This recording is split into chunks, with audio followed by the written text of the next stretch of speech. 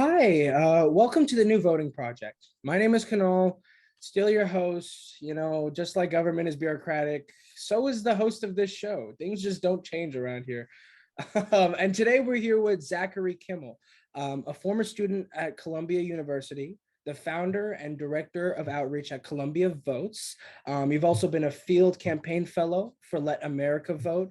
You've worked for the ACLU's National Political Advocacy Department, and you're now a legal assistant for the Lawyers Committee for Civil Rights in Washington, D.C. So thank you so much for taking time out of your busy schedule to come on the show. We do appreciate it. Thanks so much for having me. Of course, of course. All right, so let's get into these questions. Starting off for our viewers, talk a little bit about your background, what introduced you to politics, and touch on how, since you're a recent graduate, Columbia kind of prepared you to take on the roles you have and aspire to take on. Absolutely. Again, thanks so much for having me on. It's really exciting to be here. So my name is Zach. I grew up in Brooklyn, New York, and recently graduated from Columbia. I think for me, some of my earliest kind of political inclinations or sort of moves towards social justice, civil rights, advocacy, I really think are rooted in large part for me in my Jewish identity. I grew up in a Jewish home, not religious in any sense of the word. I never went to religious services. I didn't go to Hebrew school, but still for me and my parents growing up, Jewishness was a very, very real kind of historical, political, cultural force in our lives. And above all, it was really sort of an ethical code, a sort of a set of responsibilities to pursue justice and do good in the world. That's sort of the history of anti-Semitism, of marginalization, the memory of the Holocaust really created a responsibility to do justice in the world. So, all of our religious holidays, our seders, all of our Jewish life growing up was really sort of political and deeply ethical. That never again carried with it a real responsibility to do justice wherever you are and however you can. And I think for me, I found a lot of resonance growing up in the range of Jewish Americans who got involved in the civil rights movement or got involved in left-leaning politics more broadly. If you think about the Loving versus Virginia decision that made interracial marriage legal, almost the entire legal team were Jews, or Samuel Leibowitz, who represented the Scottsboro Boys in Alabama, or Andrew Goodman, who I have sort of framed behind me, was one of three civil rights workers, Jewish New Yorker, who went down to Mississippi in 1964 and was murdered by the Klan trying to register African Americans to vote. So there is a really deep, long history of Jewish Americans who got involved in the struggle for racial justice and civil rights because they understood that the history of anti-Semitism of our own communal experience mandated that we get involved, and we cannot be on the sidelines. We have to pursue justice wherever we are and however we can. And I think coming to a school, I was really encouraged and pushed to get involved politically. But I think for me, being at a school that is as political, as sort of activisty as Columbia, it was interesting to me to notice how few of my peers were regularly voting in local, state, federal elections, that there was this political climate at Columbia, but very often didn't really translate into getting students out to the voting booth. And so I think that sort of recognition for me was one of the early drivers towards my work at Columbia Votes. I'm happy to speak more about. I know that will come up later. Yeah. But really, the idea of a school like Columbia being so politically checked in and so kind of committed to a range of social and political values that really matter to me, but often actual act of voting, sort of the act of democratic engagement, democratic participation, kind of often falling through the cracks, I think really inspired me to get involved in the work and the causes and the organizations that I ultimately did at school. Yeah, no, that makes, I commend you. I mean, most folks don't understand, the mantle that they bear for public service. So of course, thank you for doing that. But I guess you kind of answered my next question, which was, why enter politics? Why focus on law? You obviously, what we talked about, you're aspiring to be a lawyer. Sure. You're working for the Lawyers Committee for Civil Rights. Why take the legal avenue, beyond just advocacy and policy and legislating? Why specifically focus on law? Yeah, I think it's a really good question. It's actually one that I'm sort of still kind of wrestling with myself. I think I've always been kind of torn between pursuing sort of the legal route, the civil rights lawyer ideal, versus maybe going to get a public policy degree and sort of trying to work kind of on the front end, of the causes and the political advocacy that I really care about. I think for me, one of the clearest answers to sort of why law, why litigation, why be a lawyer, actually came pretty early on in my political journey. In my first college summer, I went down to Georgia to work for Let America Vote, as you mentioned at the top. And while there, I was primarily knocking on doors for Stacey Abrams and other state and local candidates who were committed to voting rights in some capacity. And Stacey, if you're watching this, feel free to come on the show after Zach. Yes, Stacey, if you are watching this, I think definitely would be a great person to interview. So working primarily for her, primarily knocking on doors. I mean, really, I knocked on about 2,000 doors for her and for other state and local candidates that summer. And I didn't have a car, so I was kind of all on foot that summer. So it was, in the Georgia heat, it was a tough summer. And I remember very vividly, maybe midway through the summer, there began sort of a new series of news reports about a plan in Randolph County in Southwest Georgia, a very rural, very poor, majority Black county. And officials there had considered closing 7 of 9 polling places in the county. That basically would have meant, the county, nobody in the county, again, majority poor, majority rural, majority Black county, could participate in the election. A clear attempt at voter suppression to try to subvert and dilute the power of the county in the election. And almost immediately, every single civil rights organization that I could think of, the NAACP, the ACLU, the Campaign Legal Center, the Lawyers Committee, basically the Avengers of civil rights, all came down. I like that, the Avengers. Right. It really was sort of the Avengers assemble of voting rights. Everybody came down to Georgia and basically, told the county officials, if you proceed with this plan, we will sue you. And you will lose. It is very clear that we will take you to court, we will litigate this, and we will win. And eventually they dropped the plan, and those polling places in Randolph County remained open.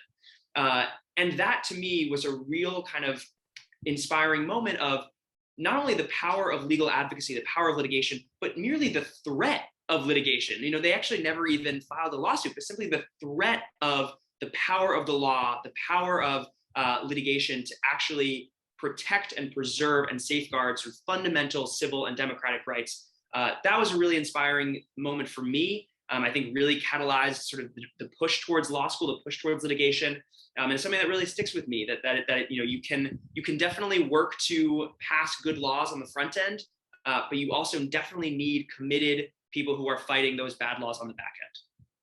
Yeah, no, definitely. I actually work with a lot of civil rights lawyers, including some from the ACLU here in the Bay Area. So trust me, I understand. Yeah. The legal perspective is quite valuable. Absolutely. Actually, tangibly trying to accomplish a goal. But let's talk about your work with Columbia Votes. Sure. The idea is, give me that student, activist perspective. Why did you found Columbia Votes? What did the organization ultimately do under your leadership? And what are the core values and objectives that Columbia Votes was trying to accomplish, did so, and the future, pathway? Absolutely. So as I think the real core, the kind of catalyst for this was that summer in Georgia. When I came back to school in the fall as a sophomore, I had this really energizing, all-consuming, civil rights, voting rights, politics summer, and I really dove in with both feet. I got involved in every single democracy voting rights organization that I could find at Columbia. And at a point in time, I think I was in 4 or 5 different clubs, all with similar kind of democratic voting rights, get students voting goals. But quickly, early on in the fall of sophomore year, I noticed that there wasn't really any infrastructure linking any of these organizations together. They all shared very similar goals, but the leaders really weren't communicating with one another. Resources were kind of being spent redundantly. And even though the ecosystem of democratic clubs and organizations was really crowded, the really kind of nitty-gritty work of registering students to vote was often falling through the cracks. So in that, noticing that this was unsustainable, that we were missing a really incredible opportunity to register students to vote and get students turned out, I brought all the leaders together of those various organizations to form what I originally called it the Columbia Coalition for Democracy. But then I shifted the name to Columbia Votes. It's a lot cleaner. Coalition for Democracy is a little clunky. I'm happy with the name change. It's a little long. Yeah. Columbia Votes is much cleaner. But that was sort of the idea of Columbia Votes, to be the unified, centralized body of voting rights, democratic advocacy at the student undergrad level. After 2.5 years, we're going on our third birthday in the fall of 2021. We've registered several thousand undergraduates to vote. We used to do in-person voter registration drives all across campus. We then had to shift to sort of online organizing during the pandemic and the virtual school year. I did a lot of outreach with our student athletes. I would kind of go team to team, registering our student athletes to make sure that they were all registered to vote. And we had sort of club specific outreach across the university to musical ensembles, race and affinity based organizations, all of these different sort of pockets of campus to make sure everybody had the resources they needed to register to vote and participate. I was involved in creating a organization sort of at the administrative level of Columbia called CU Engage, which was the university-wide civic engagement committee designed to sort of coordinate efforts across the university. We were able to develop really incredible collaborative partnerships with a variety of our graduate schools and professional schools, like our law school, public affairs, public health, our medical school, all of these a social work school, journalism school, all trying to build up their democracy, their registration efforts. And then one of the things I'm proudest of, and you mentioned you worked with one of my good friends through this, was developing the Ivy League Votes Challenge. Our 8 Ivy League institutions often compete academically or athletically, but the premise of the Ivy League Votes Challenge was actually to get these schools competing democratically. So the Ivy League Votes Challenge was a nonpartisan, all in good fun civic engagement competition featuring all 8 Ivy League schools that took place in the fall of 2020. And I think for me, what has been sort of the driving ideas or sort of driving impulses behind Columbia Votes' work, I think are twofold. One is to get students, particularly Columbia students, more checked in to local and state politics. Something that I noticed at Columbia was that it was very easy for students, even politically minded students, politically checked in students, to come through the gates of Columbia, spend 4 years within its gates, and then move on without ever really taking much of a political stake in the trajectory of Upper Manhattan, of Harlem, of New York City more broadly. And that was something that really bothered me. If we were going to be sort of effective, responsible citizens and stewards of the city, of our community, it's important that we vote and get involved and get checked in here where we live at school. We worked with students and we registered students to vote sort of wherever they wanted. If they wanted to register to vote at their home address outside of New York, we were happy to do that. But it was sort of an idea of ours that we would encourage students to register to vote here in New York City, here in New York, to get them checked in, to get them voting in local political elections, in primaries, because I think that being politically rooted in the community where Columbia exists was something that was really, really important to me. The other thing that I think is really critical about Columbia Votes and other organizations like it is that college comes at a really interesting time for people politically. Right when you go off to college, you're developing your political ideas, you're developing sort of how you see the world, how you interact with the world politically, and often you turn 18 or you turn sort of voting age right as you go off to college. And sometimes you could have an election in the fall, a month after you get onto campus. So it's a really critical time to capture students and capture that political energy and turn it into actual participation. What we know from our research and from sort of national research is that voting really tends to be habitual. So if you get in the habit of voting early and sort of in every election, even local down ballot elections, you're more likely to vote later on. And most of that sort of habitual voting comes from one's home community, one's family. If you grow up in a household where voting is very common, if you grow up in a neighborhood where voting is very common, you're more likely to go out and vote yourself. So at this critical time when students are turning 18, are turning political, are eligible to vote, they're severed from their home communities. They're severed from their families. They're not connected to their home communities anymore. So it's really, really important to capture students, especially incoming first years, and get them voting, because it is that habitual thing that if we can get you voting that first time, that first election, you're more likely to vote in future elections down the line. So the idea that really resonates with me is the idea of being a Columbia voter. Sort of, I am a Columbia voter wherever I go, even if I never vote in New York City again, even if I spend 4 years here and never come back to New York. We want to be the organization that got you in the habit of thinking about registration, thinking about deadlines, thinking about all local primaries and upcoming elections, getting you in the habit of thinking politically, of thinking civically, so that you can be that active, engaged citizen even after you pass out of the gates of Columbia and go off into the world. Wherever you find yourself, you can be that engaged political citizen. That idea of being a Columbia voter wherever you go is really something that resonated a lot with me, and sort of trying to get students voting habitually so that when they go off, they have all the tools and resources they need to really be active and confident participants in our democracy. Yeah, that makes sense. Actually, most voters who vote when they're 18 are more likely to be lifetime voters. Right. Absolutely. You know, if they, so yeah, starting early is always the motto, right? Yes. They teach us the alphabet in kindergarten. So yeah, that should be a bellwether of something. exactly. But let's kind of circle back. Let's take Sure. a historical turn.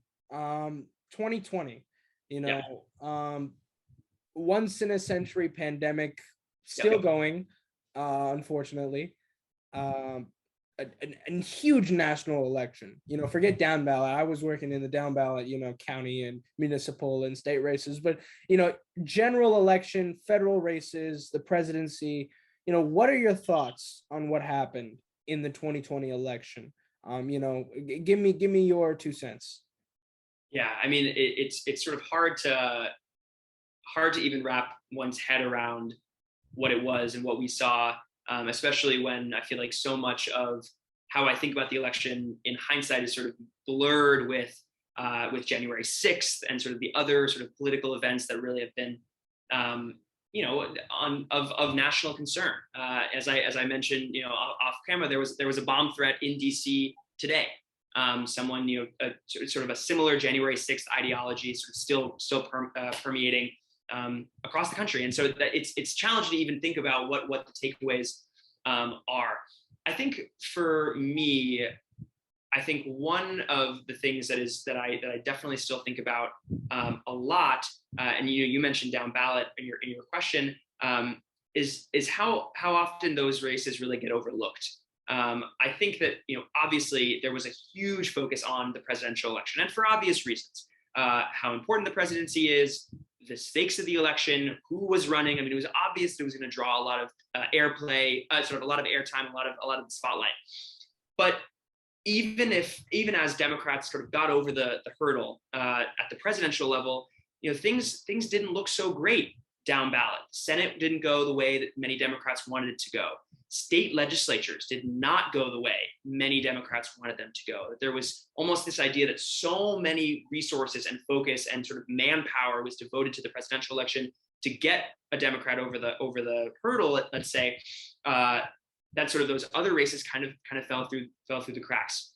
And I think that as we think sort of politically about one of the critical things is how do we kind of maintain this level of enthusiasm and engagement into off-year elections, into elections that are not as kind of sexy or have that kind of mass appeal as a presidential election does. There was so much energy and so much enthusiasm and so much focus pouring into the presidential election, especially among young people, among students. How do we build sort of a more robust infrastructure to carry on that focus, that enthusiasm, that interest, even when the election is not as sexy, when it's your local school board that's up, when it's a gubernatorial race in an off year, when it's a state legislature race in 2021. We just had local municipal elections in New York City for a new mayor, a new DA, an entirely new city council. And sort of one of the critical questions for Columbia votes in thinking out of 2020 was, how do we keep the same level of enthusiasm, same level of energy as we saw for sort of the Biden-Trump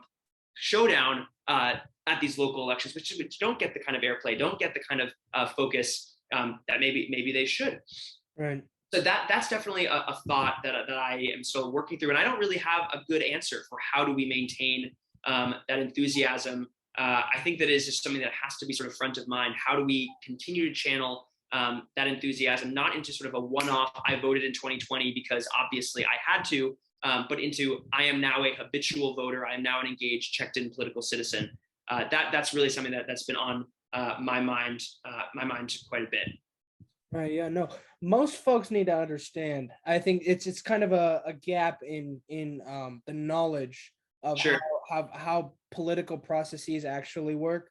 You know, Yep. and it's not to say I blame, the average voter. The average voter has no time, is most likely working a 9 to 5, getting paid minimum wage, and has a family to take care of, and bills and expenses and a day-to-day operation. They're tired, etc. There's fatigue, right? There's fatigue, there's exhaustion, and then there's kind of ignorance that builds up Sure. because of that. So, Sure. Folks and any voter should understand that when we're talking about the policies that directly impact you, and I deal with this a lot, if that road isn't paved, it's Yep. not the presidency who's working on it. Trust me, no matter how many infrastructure bills he's passing, Right. it's the city council. If we're talking about the DA, the district attorney, and you're worried about, incarcerating Black and brown people across the country, it's the district attorney, it's the sheriff's office. They're working together on it, and it's the city or the county that's deciding the budget that's allocated to those auxiliaries of government. So, I think it's just a gap in understanding. It's that politics, more than what most folks assume, is happening to you because your local representatives 100%. are working on it. Not even your congressman as much. It's really your city council, your county, your DA, your state legislators that are deciding what's happening to you where you are. And most of the time, federally, it's just funds. It's just appropriations that are helping business. So, yeah, no, yeah, I'm glad most, the new generation needs to understand that. Yeah, and one of the best examples of this, I think, that I always try to sort of share and talk about whenever I have the opportunity to, is state judges. State judges, to me, are the sleeping giant in our political system. To me, and to many people, you sort of hear state judges, you hear judges more broadly, and you think they're not political. Like they're the judiciary. The ideal is the judiciary is separate from sort of the political whims of a democratic populace. At the state level, and this is something that I really dug into a lot during my internship at the ACLU, actually, was across the country in many states, state and local judges are democratically elected. Often, in many states, in partisan elections. You can run for the state Supreme Court in North Carolina or in Texas as a Democrat or as a Republican, explicitly on the ballot. And we often focus when we think about sort of state elections. We often think about governors and state legislatures, maybe an attorney general election. We hardly ever think about state judicial elections. And then if we're in sort of thinking about judges and civil rights and the constitutionality of things, often our mind goes to the Supreme Court, goes to sort of those 9 people, and the Senate confirmation hearings can be very intense and very, very visible, and sort of garner a lot of enthusiasm. State courts hear 95% of all cases filed in the United States. And they are sort of this sleeping giant, and people often overlook just how powerful they are. They have incredibly low turnout. Many people don't even know where they are on the ballot. They're sort of at the end of the ballot. So there's a lot of examples, a lot of research that's been done about actual voter fatigue, voters voting for their governor, for the state legislature, and then just not filling out the rest of their ballot and leaving the state judge section empty. There's a lot of research about that sort of voter fatigue. And so if you want to have a really direct impact on the ground immediately in an election with high consequences, high stakes, but sort of in high electoral efficacy, state judges are, to me, are sort of this sleeping giant of our system. Do your research about your state judges. Ballotpedia is a great resource. The Brennan Center has excellent state judges resources as well. The National Center for State Courts, National Council for State Courts, one of the two, has also really important research about when their elections are. State judges, to me, are sort of one of those issues that I think wherever you align politically, they are going to impact the issues that you care about. And so few people turn out for these elections. So few people know who their judges are, even at the state Supreme Court level. And so to me, that is really something I always try to bring up as an example of getting involved locally, getting involved where your vote can really, really swing an election on issues that you really care about, on the causes that really motivate you, that get you out to the polls in the first place. Yeah, no, I personally, I've never even thought of state judges. Yeah, see, and you're a politically checked in person, and like that, there you go. You know why? Because I think the sleeping giant is actually the district attorney. Fair. So I think an argument about who the sleeping giants are is totally fair. And also, there are some states that don't elect their judges. To be clear, some states also do gubernatorial appointments, and so electing your governor is sort of vis-a-vis electing your judges. But many states have direct election of judges, and those are, if you will live in one of those states, find out how your state gets its judges. If you're watching this, find out how your city gets its judges, how your state gets its judges. And because you might have a vote on something that really matters to you, from voting rights to criminal justice to reproductive rights to immigration to literally any issue you care about. These judges are really critical and really influential, and you could really have a pretty powerful say, if your state is one of those that elects its judges directly. Yeah, no, makes sense. Now, my next question is very simple, and there's Sure. really only one answer to it. Is voting important? Yes. That's a good answer.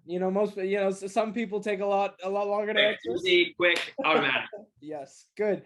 Now, I'm 17. Yeah. I'll be able to vote in my first election next year. I'll be in the primaries and the general. Very exciting. And I'm pre-registered, so you don't need to worry about, Great. You beat me to it. Exactly. Should 16, 17-year-olds, I'm not sure if you know, but school boards really decide education policy. Like I said, municipal governments have an impact on day to day. Should 16, 17-year-olds be empowered and have the right to vote, be eligible to vote, at a certain level, or, be able to vote in every single ballot issue or proposition or, candidate? Should they be able to vote for their school board, representatives? Should young folks, because the idea is to get civically engaged, right? And like we've been talking about, starting early usually leads to the best outcomes. Yeah. So should 16, 17-year-olds, should Gen Z, at least our generation, have the right to vote? I think and this is something that I haven't admittedly given a ton of thought to. Your question really sort of has been spurring a lot of thought for me. I think my answer is yes. I don't really see much of a harm to it. I think the counter argument would be, well, they're not old enough, they're not mature enough.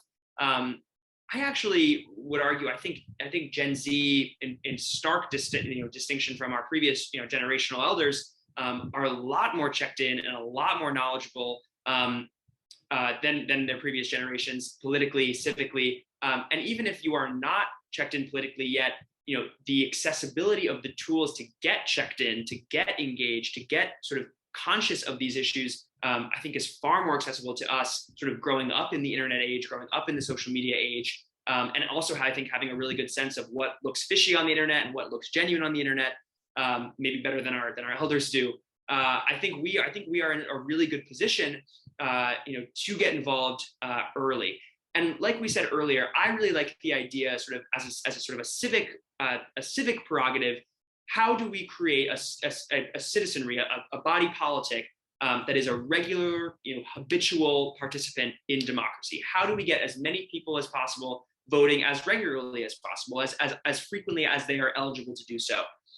And all the research suggests starting them early, starting that habitual thinking about voting, thinking about your deadlines, thinking about your community politically, thinking about sort of how elected officials at the state and local level impact you and your life and your family's life and the life of your school and the life of your church or synagogue, the life of your community, your local community, your state community, your national community. I think, to me, it's a really good idea to get 16, 17-year-olds at minimum pre-registered, but possibly even voting in any and all elections, to sort of create the conditions whereby when they become after college into their adulthood, they've been voting through several election cycles already. They know the ins and outs of voting. This is not new to them. They can really engage, and they know where to go for information. They know where to go for updates on elections. They are really an engaged citizenry, and I think that should be, at least I hope it should be, our goal is to create the most engaged, the most informed, the most conscious, the most confident citizenry that we can when it comes to getting involved politically and civically. And I think getting 16, 17-year-olds voting regularly is a way to do that. I would support that kind of constitutional amendment, that sort of legislative prerogative. Yeah, no, me as well. I think, the one of the counter arguments I've actually heard is, young people should not be exposed to the political spectrum that early.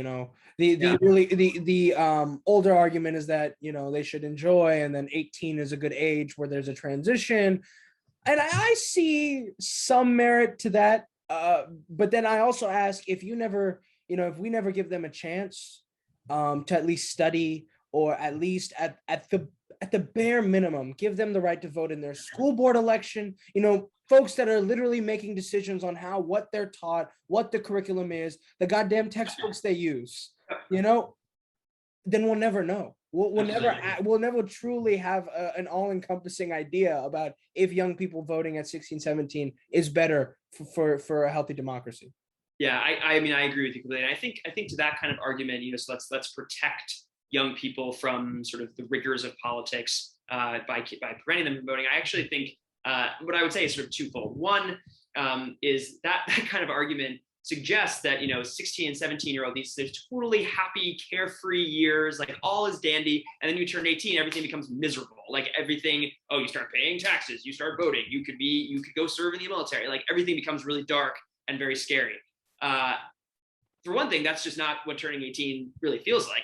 Turning 18 really feels kind of like, okay, like I'm stepping up to the plate politically. I'm stepping up to the plate as an adult in my community. I'm going off to college in most cases, not in most cases, but in some cases I'm going off to college. And there's still a lot of fun and sort of lightweight, upbeat things that happen when you're 18, 19, 20. I mean, those are still very fun years. It's not all kind of doomsday, the harsh realities of adulthood for many people. And I don't see any reason why we can't, prepare younger people for the seriousness of adulthood, the seriousness of political citizenry, the seriousness of being involved earlier. And the other argument that I would say to that kind of counter argument is that it assumes that 16 and 17-year-olds are basically not paying attention. It's basically saying, well, if we can protect 16 and 17-year-olds from the horrors of politics, that's a good thing. I think they're already aware of it. I think you can't shield 16 and 17-year-olds, especially young people who grew up in the Trump presidency, in the Trump era. We're very checked in. We're very aware of what's going on. I think we are hyper aware, more aware than our generational predecessors of what is going on politically, how different policies affect the issues we care about. I was too young to vote in 2016. I remember I was 12 in 2016. Right. So I was 17. I was too young to vote in 2016. Yeah. I had friends who were eligible. But I remember feeling really sort of powerless. Like the entire future of my young life, or maybe my entire life, really seemed to hinge on this election. I had friends who were of the voting age who were really kind of cavalier with it. Well, my vote doesn't matter anyway. We're in New York City. Like, it doesn't matter. The election result is sort of a foregone conclusion. I'm just going to write in the name of a candidate. I'm going to vote third party.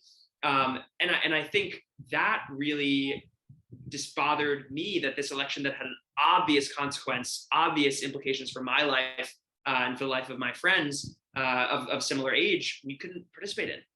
And the idea that, I somehow needed to be shielded from politics at 16, 17, that you need to be sort of protected from the real world of politics, I think it's kind of an infantilizing argument. One, we're ready.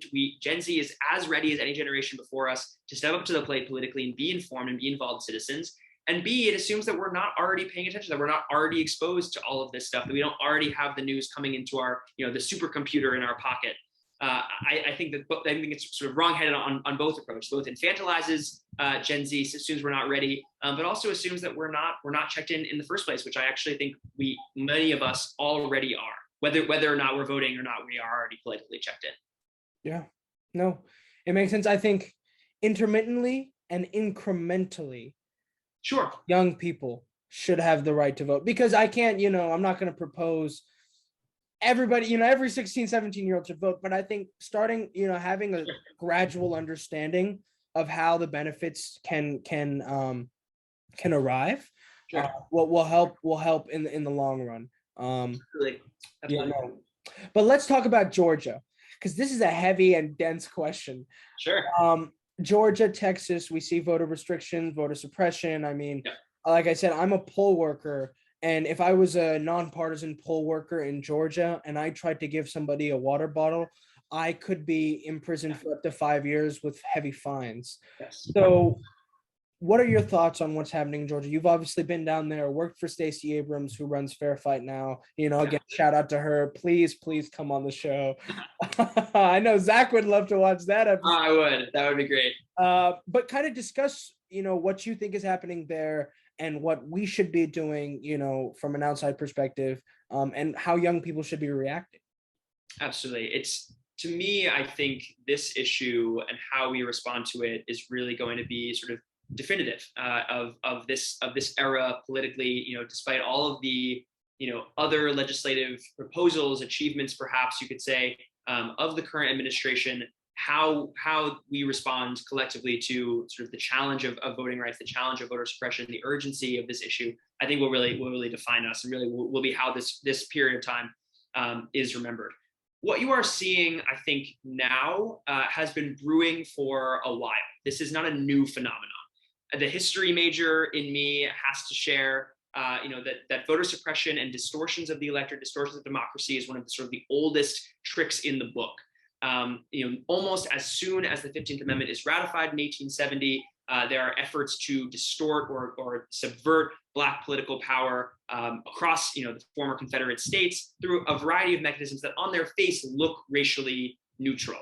A literacy test, a poll tax, a grandfather clause. All of these things sort of look or have the semblance of appearing racially neutral, but of course, take an absolute sledgehammer to Black political power at the end of Reconstruction. Then you have sort of the crowning achievement of the civil rights movement, which is the Voting Rights Act of 1965. The VRA really is the gem, the centerpiece of all the civil rights legislation. What you've seen is it be really successful until it started to get gradually weakened by the Supreme Court. And I think critically, what we are seeing now is sort of the most extreme, most brazen, most out in the open period of voter suppression. But what I just want to emphasize is it's not a new phenomenon. I think this has really been going on since 1865, 1870, but then really got breathed new life by two important events. One was obviously in 2013, the Supreme Court's decision in Shelby County versus Holder. One of the most, in my thinking, one of the most disastrous Supreme Court decisions in a long time. Basically rendered a critical provision of the VRA, Section 5, effectively useless. In its original form, in its most powerful form, Section 5 had a provision called preclearance, wherein states that had a history of discrimination in voting, many of those former Confederate states, but not entirely the South, but almost all in the South, had to submit any proposed voting changes to the Department of Justice for review and approval before it went into effect. This basically kept the urge of voter suppression, the urge of racially biased manipulations of the electorate in check for a long time, until Chief Justice John Roberts said that we don't need it anymore. That the Civil Rights Act, the Civil Rights Movement is over. The new South is here. The South doesn't want to do that anymore. The situation on the ground has changed. Therefore, Section 5 targets these states sort of unfairly. It's an unfair kind of targeting of the South for what they did historically, but what is not actually that relevant in the present moment. That was a really disastrous decision, striking down the formula whereby Section 5 could actually come into play. Since then, we have seen an explosion of voter suppression since 2013 in many of those former Confederate states, but is now spreading into a national phenomenon. States that have really pioneered voter suppression also include states like Wisconsin, a real master of voter suppression, of gerrymandering. Really, not what I mean to say is not just the South anymore. And I think the other real event that has sort of kicked this voter suppression drive into overdrive was obviously the 2020 election, having the Trump administration lose the election, having Joe Biden win with record turnout, a broad multiracial cross-class coalition across a variety of states, winning a state like Georgia, and those two senators in Georgia, and all of Trump's rhetoric about the election was rigged, it was stolen from us. All of that has just poured gasoline onto the voter suppression fire. And so now you're seeing really, militant, serious, very concerning efforts across the country to restrict access to the ballot, to restrict early voting, to sort of bring back in more draconian voter ID requirements. We're about to go into a redistricting cycle, and the state legislatures are really, it's not looking very good for the hope of nonpartisan redistricting. It's going to look like an even incredibly surgical gerrymandering map for the next 10 years. And so this is really an urgent moment. I mean, this is truly, I think, sort of make or break for not only the issues that I care about, that I think the Biden administration is trying to get through, whether or not we can kind of overcome the hurdles of redistricting, of voter suppression, of a filibuster, but really for the health and vitality of our democracy. We are seeing all across the world real erosion, real skepticism regarding democracy, regarding the possibility of people governing themselves and having self-governing institutions. And I really think we are moving down a really kind of dangerous path in this country towards what really looks like minority rule by the ideological, the partisan minority, because their rule is so entrenched and so insulated from the democratic will through things like extreme gerrymandering, through things like voter suppression that is sort of running rampant, that we really are on the precipice of real minority rule. And what is, I think, increasingly a concern, sort of a separate concern about voter suppression that I always come back to, is so many people are really, really concerned about sort of an extremism within our politics, a tribalism. No one's talking to each other anymore. Everybody hates each other. Everybody's yelling. The temperature of our politics are really high. Things are really, really intense. And I think what one of the drivers of that has to be distortions of the electorate, distortions of democracy. If I have a member of Congress and I know that my district is completely gerrymandered so that there is literally no way that I could lose, I have full license to drift toward the ideological extreme on either side. I could drift toward the extreme left just as I could drift towards the extreme right. And it is literally democratically impossible for anyone to hold me accountable. So no wonder nobody in Congress talks to each other. No wonder you have extreme ideologues in Congress representing views that are really, really kind of niche and minority views in Congress, and that are now getting sort of this mainstream platform, because their power is so insulated and so protected from the will of the Democratic voters on the ground that they can just kind of drift wherever they want to and take positions that are so out of step with not only the majority of the country, but the majority of their voters kind of on the ground if a district was drawn fairly, if everybody was empowered and fully able to participate politically.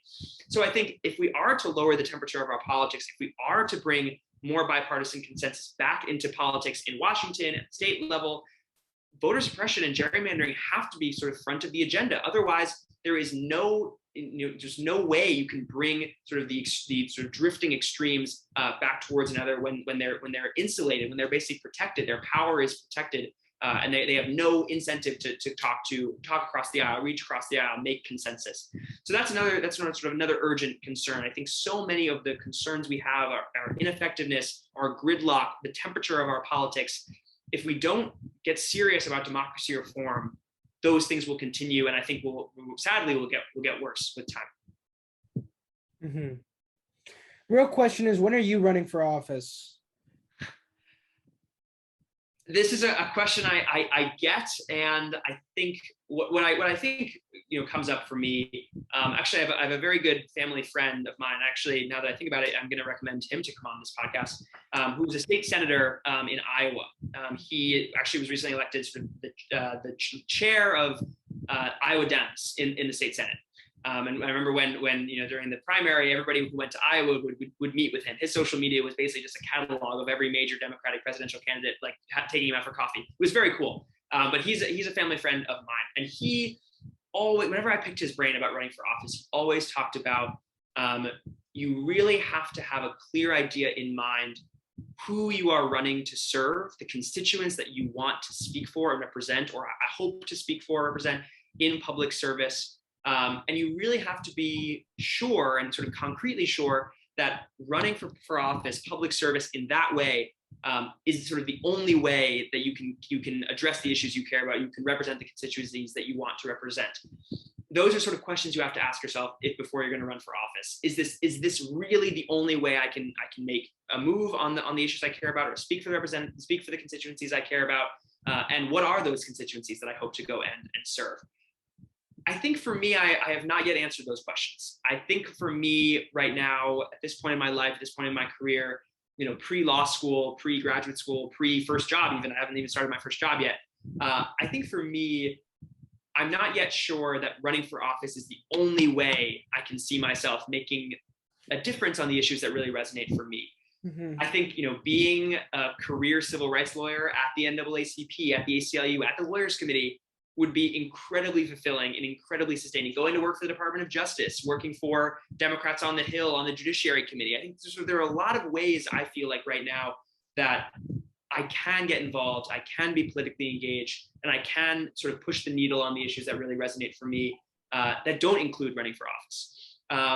With that said, it's still kind of something I think about. It is something that's on my mind, but I would really have to be more clear about what are the constituencies and what are the issues that I want to run on, and who I want to sort of run for, who I want to really be in public service to serve. And then I have to be really much more clear about, is this really the only avenue that I foresee being able to really make a difference on those issues that I care about. At this point in my career, I'm still kind of open to wherever the wind blows and wherever I can get involved on those issues that really resonate.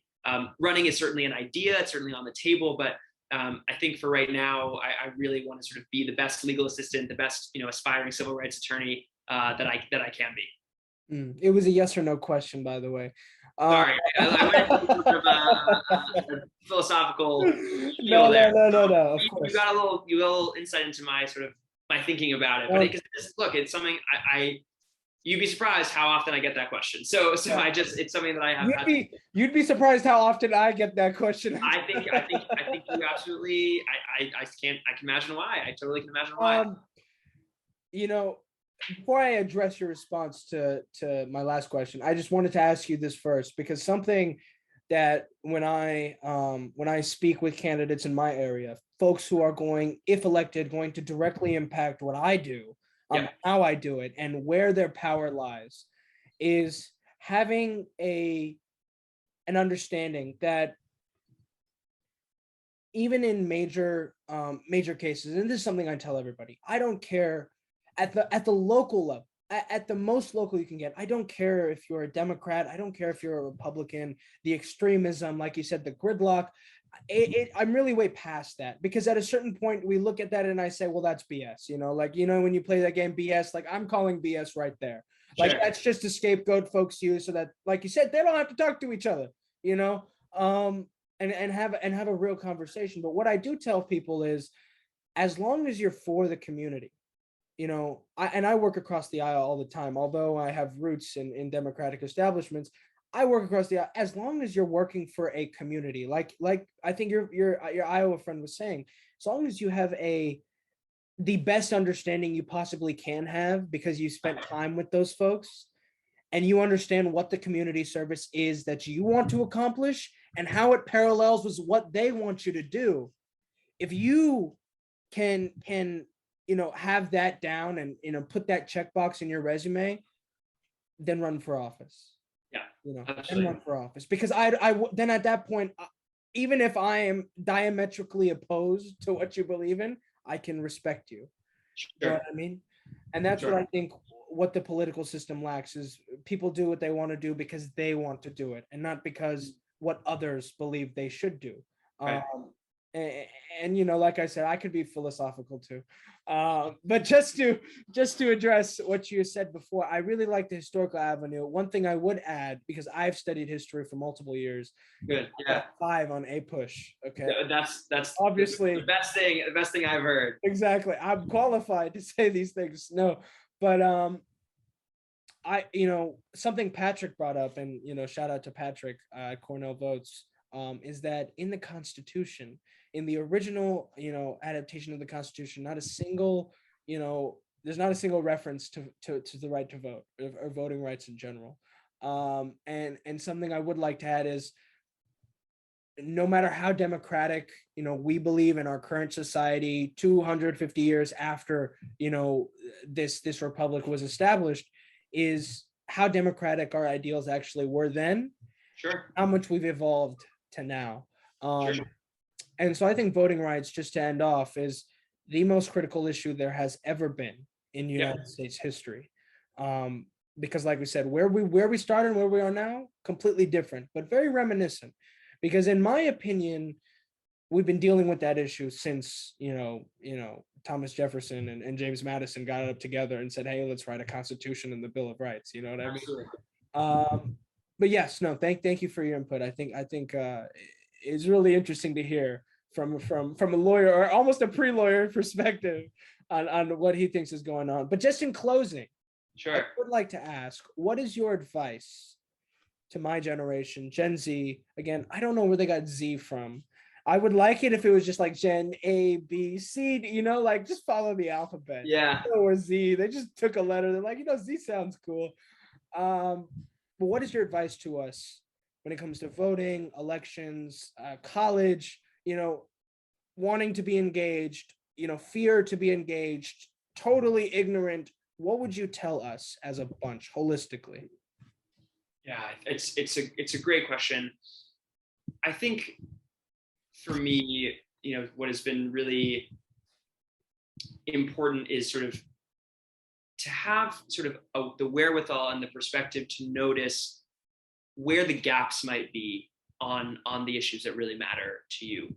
The most important experience, the birth of Columbia Votes as an idea, as an institution, was recognizing that amidst a crowded ecosystem of organizations doing kind of similar stuff, actually registering students to vote was really falling through the cracks.